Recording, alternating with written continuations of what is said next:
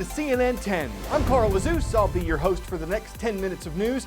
The first story we're explaining this Thursday involves lawsuits that could lead to changes in the U.S. real estate industry. And it's significant because that industry is very important to the U.S. economy. Here's what's happening. Several lawsuits have been filed in the United States. The suits accuse the National Association of Realtors, America's largest trade association, of illegally conspiring with other companies to keep fees higher than they should be when homes are bought and sold. The fees being debated are the commissions, the percentage of a home's sale price that realtors get. For decades, they've been hovering at around 6%. When it comes time to find a new home, 87% of buyers will enlist the help of a real estate agent. That agent might search for listings or serve as the go-between for negotiations and draw up a sale contract.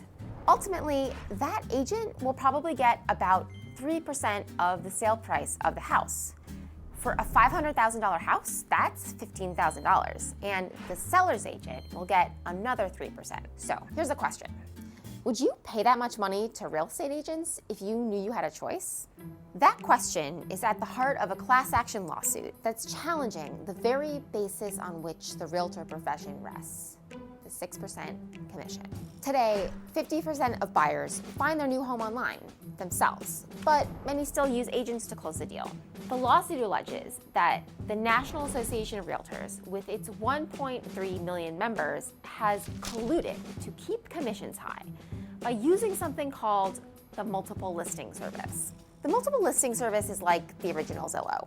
It was born more than 100 years ago when local boards of real estate agents decided to file their listings to a central location and restrict access to licensed agents. Controlling all of that information meant they could charge high fees for their services. Eventually, in 1950, the Supreme Court ruled that realtors had engaged in an illegal price-fixing conspiracy. After that, realtors associations were careful not to make any official rules about what commissions had to be. But by then, the 6% commission was commonplace, and it hasn't changed much since. So what does that 6% buy? Expertise. A buyer's agent can help shoppers find the right house, negotiate its price, and help with all the complexities of the home buying process. A listing agent can help sellers get the home on the multiple listing service so others can see it, and negotiate the best price for the seller. But something has changed in recent years. More Americans are going online to do some of the legwork in finding a home they like. Some argue that because that can mean less work for real estate agents, those agents should receive smaller commissions than they have in decades past, resulting in less money in fees for buyers and sellers and more left in their pockets. Agents argue that without their guidance, Americans could make worse decisions when buying and selling and wind up paying in other ways down the road. It's not only the real estate industry that's been affected in the information age. Take the travel industry. With more people going to websites to book trips online, fewer are using travel agents. And the number of travel agencies in America has shrunk by almost 50% since the year 2000.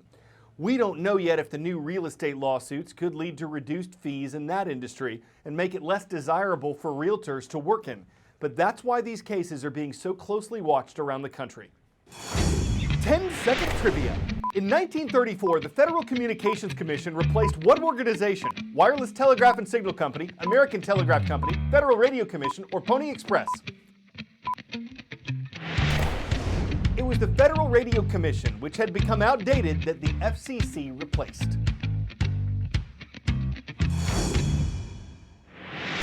Today, the independent U.S. government agency makes rules for all forms of mass communication, and it's considering a new plan that could reduce the amount of robocalls people get. If it's approved, it would take effect later this year, and what the new rule would do is allow telecommunications companies to automatically block certain robocalls from reaching your phone. Part of the reason why they haven't all done this yet is because they've had concerns about whether it would be legal. This FCC rule would officially say it is. Not all robocalls are fake or illegal. A dentist may use one to remind you of an appointment. A pharmacy may use one to say a prescription's ready. It's the unwanted robocalls, the spam or scam ones, that companies would be trying to stop. In 2018, more than 47.8 billion robocalls were made in the U.S. And it's only getting worse. It's estimated that nearly half of all calls made to U.S. cell phones will be spam in 2019. So how do these calls actually work? To make the call, a phone isn't actually being used. A computer is. Robocalls are made using what's called Voice over Internet Protocol, or VoIP for short. It's the same technology used in popular apps like FaceTime and Skype, and it's important because no international phone bill means robocalls are incredibly cheap and easy to make. And while the computer generates a random number to call, it's also generating a false number to show up on your caller ID, disguising its identity, a process called spoofing. And with neighbor spoofing, the number on your caller ID is meant to look almost identical to yours to increase the likelihood that you pick up. But if you called that number back, your local pizza shop might answer instead, because these computers are often spoofing with real phone numbers. Now, according to the FCC, your best bet is to not answer calls from unknown numbers in the first place, since answering a robocall lets the computer know you might engage.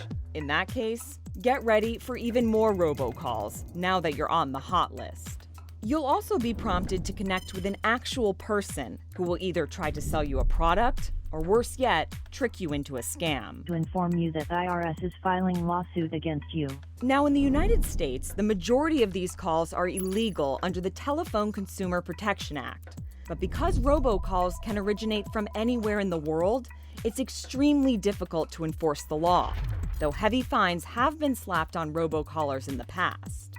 In the meantime, phone companies are working on systems that more effectively identify and block illegal robocalls. But for now, robocallers will likely keep on calling you.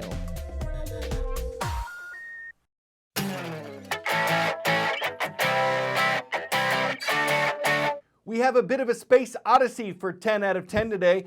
People have always had a fascination with the sky, but ever since humans went from only looking up to actually going up, the impact has gone well beyond science. It's affected our culture.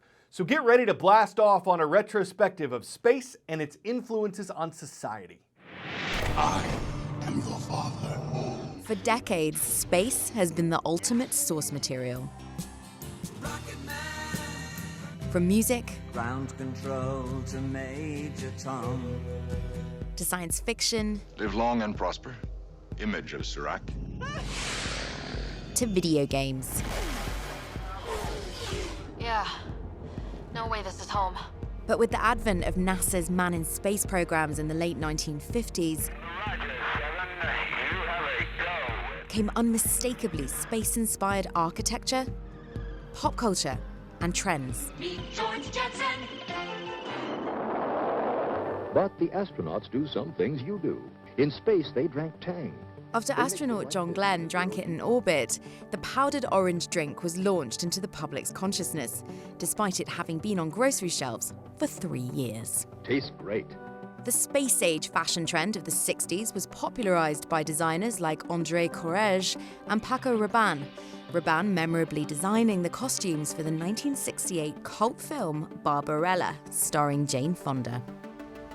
Then there were the missions themselves, dramatized into bestsellers and onto the big screen. The Eagle has landed. This is Houston. Say again, please. Houston, we have a problem. While the real-life pictures of the Apollo astronauts inspired some of the most iconic cultural images that endure to this day. To infinity and beyond!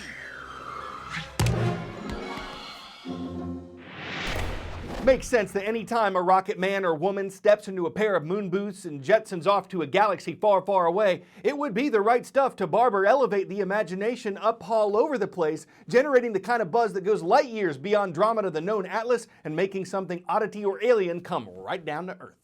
I'm Carl Azus, making space for puns on CNN 10.